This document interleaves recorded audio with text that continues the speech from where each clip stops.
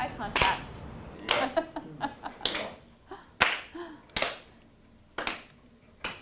Oh. Tamara? Your batteries were up. Tamara. Yeah. What's a word that you think of when you think of theater? Is there a word that comes to mind? Forgetting your lines. Forgetting the lines. We have a lot of communities who have a sense of powerlessness in the face of injustice, especially, I think, all over, but in the US, we have a lot of cops in our heads. The idea that we can't do something because there's some sort of force telling us we can't do it. And I think one of the powerful things about this kind of theater is that by putting scenarios on the stage, we invite our audience to kind of confront those cops in the head and actually step onto the stage to try something that they wouldn't try in real life. David.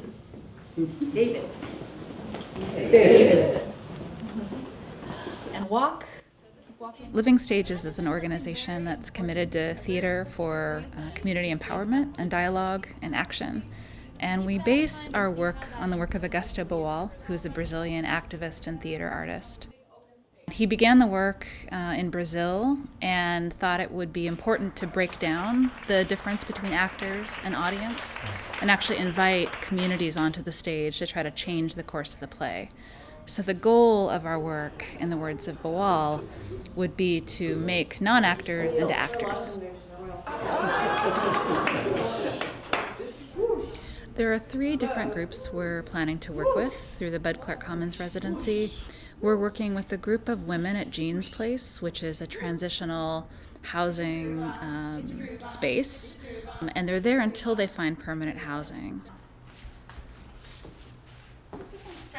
So we have this program called Theater for Real Life, and the goal is that people could drop in, be there for one workshop, gain some skills, some insights, some experience with theater, and then actually find some way of using that in their real life situation. These dual competing emotions going on at the same time, which is strange to be aware of that. Whether it's feeling more confident, whether it's feeling clearer about a particular emotion or a particular experience that they need to explore, whether it's feeling a really even temporary sense of community with folks in the room. Our goal is that people leave each workshop with something that they didn't have before. Here's a game we're going to play that involves walking around the space, okay? But you have to walk in kind of a silly way, so a way you might not ordinarily walk. So first, just walk around the space. We're also working here at Home Forward, which is more long-term housing for folks that face a number of different kinds of challenges in finding traditional housing. So it might be addiction, it might be mental health, there may be other sorts of challenges as well, but people are here long-term, so they don't need to find additional housing. Say one thing about the position you're in. So I'm going to say, oh, I'm looking for my contact lens. Okay. Who do you think these characters are? Explorers. A particular person in the community having an injury or having a tragedy happen, that really impacts the community. So we're always working in response to what's happening in the community. And it's not really a top-down, this is what we're doing. We're always responding to what we're hearing, reevaluating, and making a new plan about what we need to do. A flame? Mm-hmm. It requires a lot of flexibility and a lot of change at a moment's notice. Every workshop, the participants make a list of things they want to explore that could be things like grief, or they could be things like work or conflict. We do some work on all of the things that people bring up, or as many as we can, but we do look critically at where could we actually make an impact? And I think that this work is strongest when you're looking at systems, looking at things where we could actually impact policy, or look at new alternatives that require not just an individual action, but some sort of collective action. I'm a match. I mean, on the most basic level, we want to impact the individuals who are here and have them come out of the experience with new insights and a new way of seeing themselves in the world. All right. All right. Perfect. Another group we're working with is folks at the Bud Clark Commons Day Center. So that's a drop-in center for homeless folks. And so folks drop in, they're welcome to be there for the workshop. They might come once, they might come multiple times. And that's folks who are experiencing homelessness. I think the light went on for me probably about the third or fourth week. We'd done some exercises and different kind of playing around. We're going to add Image Alive. Hold on a second, Mike. We're going to add Image Alive, and that's where each of you will just say the first thing that comes to your head, okay? Image Alive. This. That is the funniest dance move ever. Great, and then you can go in and tap her out.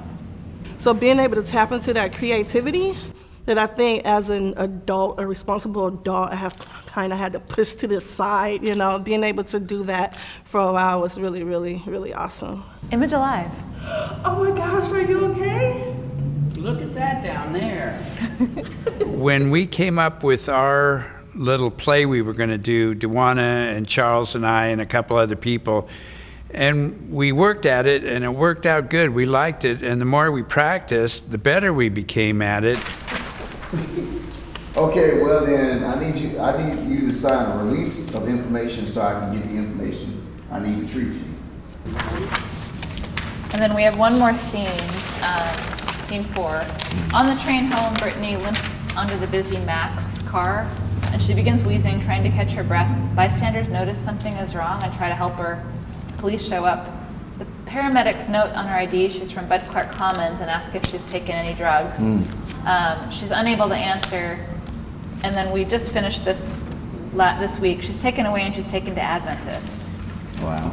These two individuals go into like a hospital, and I play a role of a gentleman named Walter Higgins, and he's a more wealthier guy who goes in to see a doctor, and he gets immediate attention. You know, he gets pretty much, he's pretty much in and out. How you doing this evening? My name's Walter Higgins, and I'm here to pick up some medication. Okay. Everything's in your favor when you have money, you know, and that's the thing that divides everybody in this country is their economic status, you know.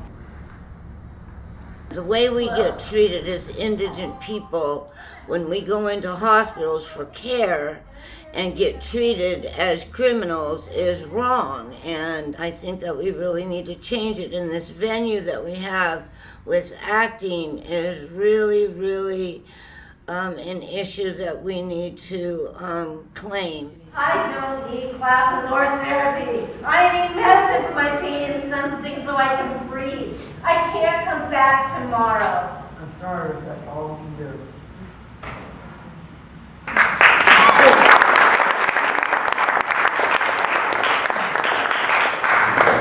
So is anything in this play familiar? Has anyone ever encountered any sense of this or any experience like this? It's about raising awareness, paying attention, noticing things you haven't seen. And that's through the theater, but it's also through life, being able to look at things as if you haven't seen them before. Now it's Tammy's turn. How can you say everything's gonna be all right? You know we have rent due. Well, you get paid on Friday, and that'll be $700, and we'll pay the rent, and it's gonna be fine. They're not gonna take the car. I didn't do anything wrong. I'm innocent. There is a criminalization of poverty, and it's usually just because people don't have the money. They've never been in trouble before, and so they don't know what their rights are. And it gave people solutions, and it also gave them a voice. So we're going to plead no contest, and I'll reduce your sentence to a fine.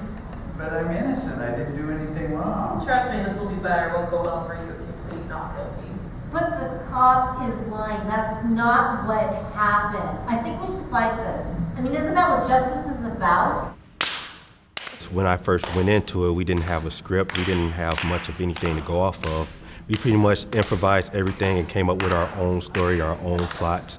Some of it came from personal experience, and some of it came from like experience of that others had, and that was pretty much a powerful moment for me because, we experienced this in real life. Excuse me, sir. What is this animal that you have here? He's my service cat, thank you. I've never seen a cat like that before. That looks like an exotic animal. In the city of Portland, you have to have a permit to have an exotic animal.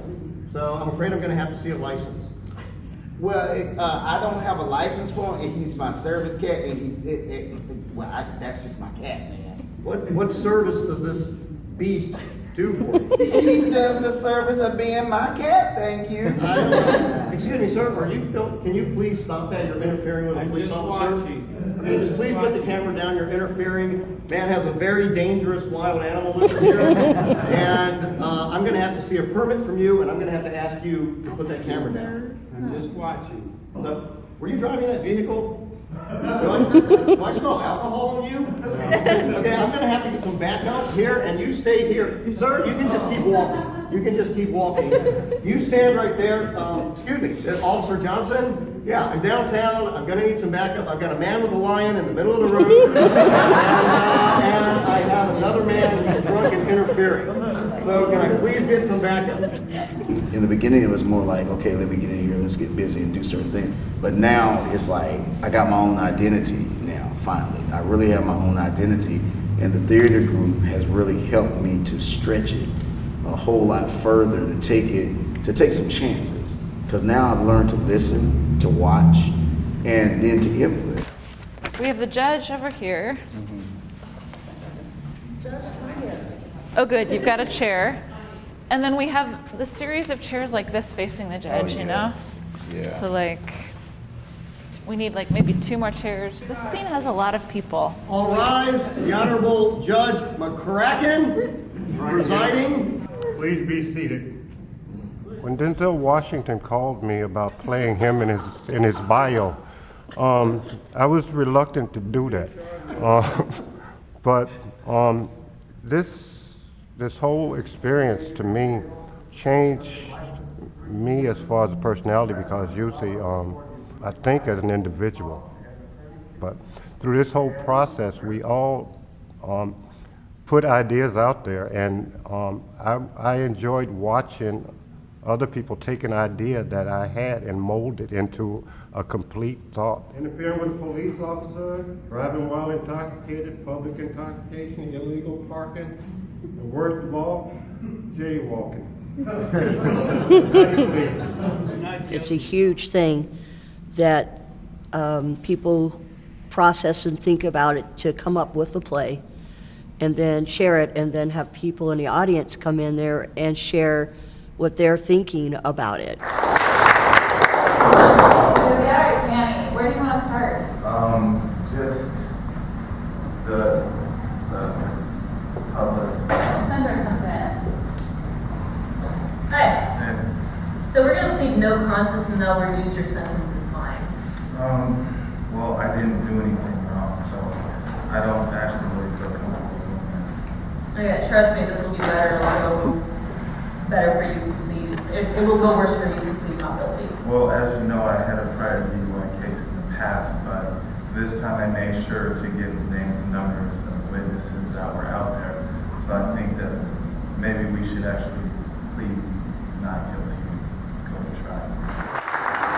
It gives people a chance like me who have really never seen the side of America really see it.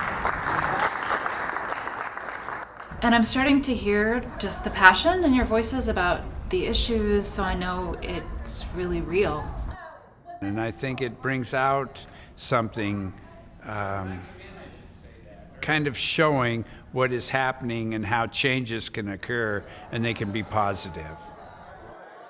I think it has made a change in the way I interact with other people. And when Morgan Freeman calls me, I'll probably do that one.